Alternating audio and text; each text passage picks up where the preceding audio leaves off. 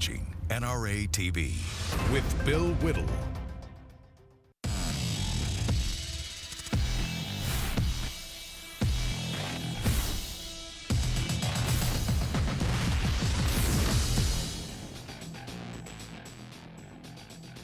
Hi everybody, welcome to the Hot Mike Show here on NRATV. I'm Bill Whittle, live from Los Angeles. Hot Mike can't be here today. He's made it to the quarterfinals of the extreme tanning competition down on Venice Beach, and we certainly wish him well. Expect him back tomorrow. Today's episode is entitled Jamie Johnson Stands His Ground. He does indeed. I have to tell you, I'm not a huge country music follower, but I'm going to be a follower of this guy now. Jamie Johnson, as you probably know, is a blues player, country music artist. And Jamie Johnson had a date at the House of Blues down in Myrtle Beach, Florida. And here's the thing.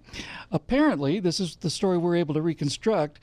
The House of Blues had set up a metal detector backstage so that the band members would have to go through the metal detector in order to get into the venue. Now, let's make sure we're clear on this. As I understand it now, that metal detector was not there for the audience, just basically for the stage members. Well, as it turns out, Jamie Johnson is the kind of guy who goes around armed, and when they told him he couldn't take his weapon into the venue, he said, well, if I can't take my weapon into the venue, then there's not going to be a show tonight. And he kind of stood his ground. They canceled the show, and here we are talking about it. Now, this is really interesting for a number of reasons, but let's start out with, we'll go from the ridiculous to the sublime. This is a statement from the House of Blues Myrtle Beach management after the incident. They said, as always, the safety and security of our guests is our number one priority. Tonight's artist refused to adhere to our safety and security guidelines and would not enter the building. Unfortunately, tonight's show is canceled. Now, needless to say, we've had a lot of conversations on my show, Grant's show, on the network in general, about the entire idea of gun-free zones and how fundamentally absurd it is to think that somebody who's, for whatever reason, made up their mind to go out and, gun down 30 people is going to be deterred by a sign. I don't suspect they'd be deterred by a non-parking sign either. Can't park here. I don't think that's going to slow them down. But put that aside for a second, because the thing that's most interesting here is that, again, as the story reads now, this metal detector was only put up for the band members, wasn't put up for the people who were coming in through the main door. That's insane. No wonder he got so upset. I'll tell you who else got upset. Another guy sounds like a terrific patriot. Tony T.C. Coleman is the drummer for Jamie Johnson's band. Here's what Tony T.C. Coleman had to say in part after this incident. I stand with him on this. House of Blues didn't need to treat us like we were terrorists. They put a metal detector between Jamie's buses and the stage entrance, and the only people coming in and out of his buses was us. His band and crew, and we all have laminated stage identification. We did not come to the House of Blues to be treated like we're going to kill the fans. Oh, God. Let me just say that again. We did not come to the House of Blues to be treated like we are going to kill the fans. If someone came backstage to harm anybody, you'd better pray there's a Jamie Johnson type individual around. So, what do we know about Jamie Johnson? Some of you who may be fans of his know an awful lot about him. Some of you, like me, didn't know an awful lot about him. So here's a quick little 2-minute look at the man who decided to stand his ground for his constitutional rights down in the House of Blues in Myrtle Beach, Florida.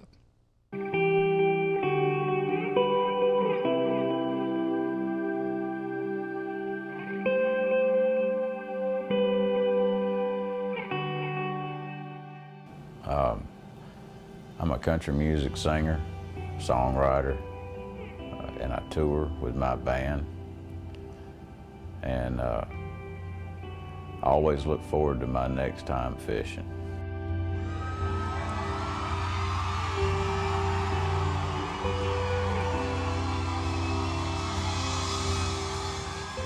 I am Jamie Johnson, and I'm from Montgomery, Alabama.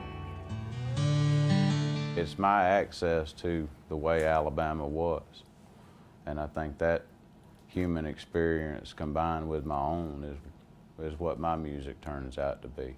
It's a lot of blues, it's a lot of country, it's a lot of rock and roll in ways. It's just a lot of me.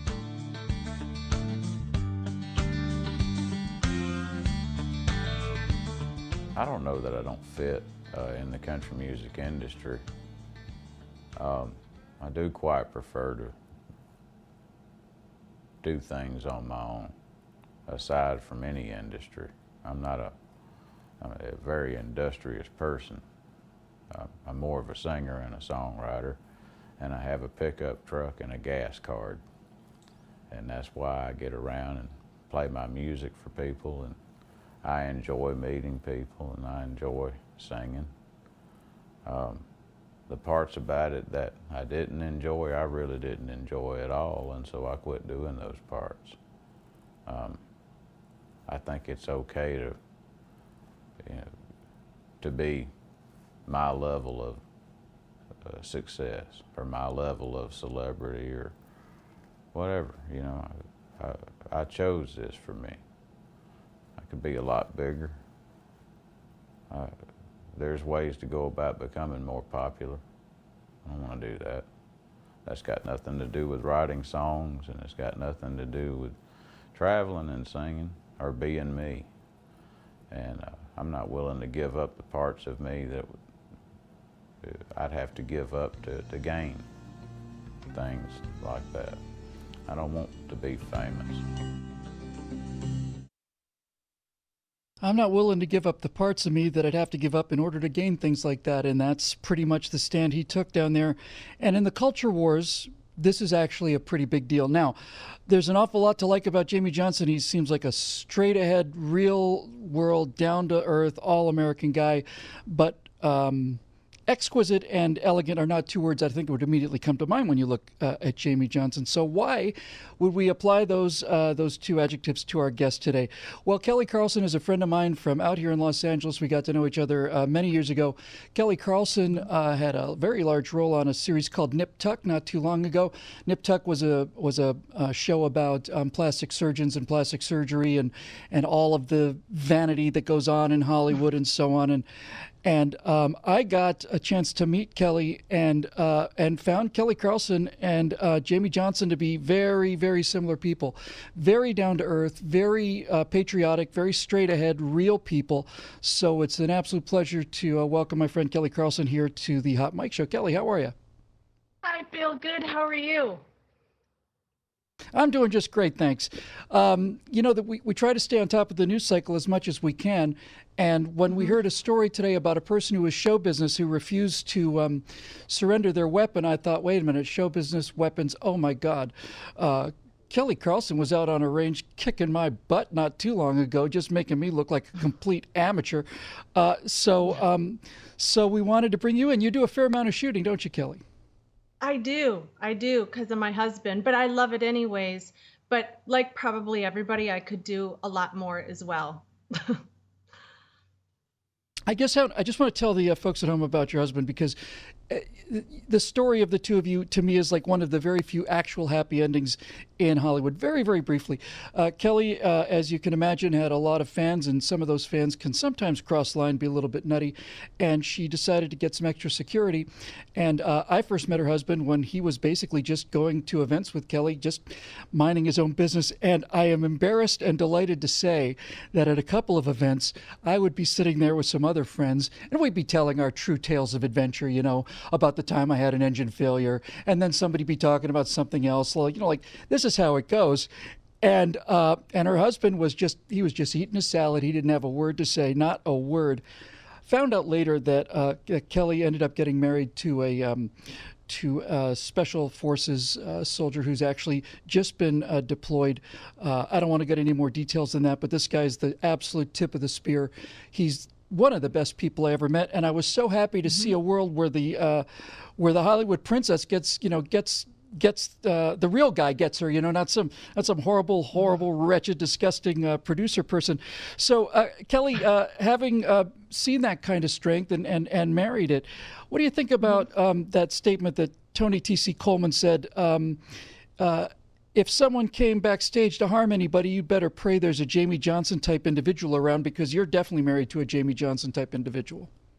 Yeah, I am. And thank God for him, because I had a real serious problem. And it was only up until he was working with me that threat, was alleviated. And it's kind of like I'm so shocked with Live Nation. I'm so shocked. You know what? I'm gonna get to that in a minute. I have a question for you, Bill. Maybe you know the answer to this. Do they put Seems unlikely, but we could try. Do they put the metal detectors in front of every single artist's bus when they get out of the bus? That is Every single artist? That is the first question I asked. That is the first question I asked. I suspect not. Now, I don't want to go out on a limb with this, but I can't make any sense of it otherwise. When I first got the details of this, and I said, why would they put a metal detector on the only people who we know are coming to the event, who have actually been invited to the event, and the people who have a reputation and who we know how to reach? Doesn't make any sense. And then it occurred to me that it was just barely possible that perhaps somebody was trying to make a point there, you know? Somebody was trying to teach us their moral superiority about all of these things. I suspect that's a possibility, Kelly. What do you think? I agree with you. Look, I have friends that work with Live Nation. I know the people that run Live Nation, and they're all good people. But I also know security teams for very big artists, very big. And I've gone to a lot of the concerts, and I've never seen metal detectors where the artists have to go through before they enter the venue. I've never seen that. I bet my life that a good friend of mine carries, because the person he protects is a massive artist, massive. And he used to work for the State Department. I can't even imagine that this guy would not carry. And it makes me wonder if they did it on purpose. It's a little discrimination, if you will, or something. I'm speculating, but I am too, but it sounds like somebody's picking a fight.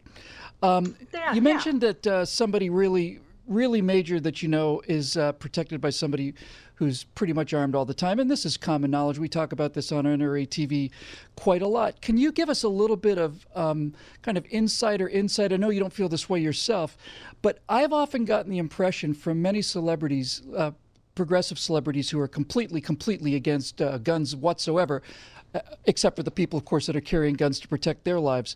I've gotten this weird sense, Kelly, that it's almost a perk for them. It's almost a perk of being famous. I get to hire somebody to protect my life because my life is extremely valuable. As you know, I'm a famous celebrity and I've appeared in many movies. That's not the same as those hayseeds and those rubes out there who have no real reason to be able to defend or reason to want to defend their lives. It strikes me that a lot of the times that I see Hollywood celebrities coming out against guns while they have their own armed protection, I can't think of another reason to explain this hypocrisy. I can't either. It's a total disassociation and a departure from any kind of logic. Bill, the people that I associate with in Hollywood are nothing like this. I know they exist, where people, there is like a social hierarchy of some kind in some people's minds, right? I know that there are the people out there that think that they're worth saving, right? It's a special exemption. They have special gifts. They bring special things to the world, and it needs to be protected. But I also know, and so do you, especially one man in particular who is, he's a legend, and he would never for a second think anybody is any less than him. And this, who I'm talking about. This man is a legend. You know what I'm saying? So that man.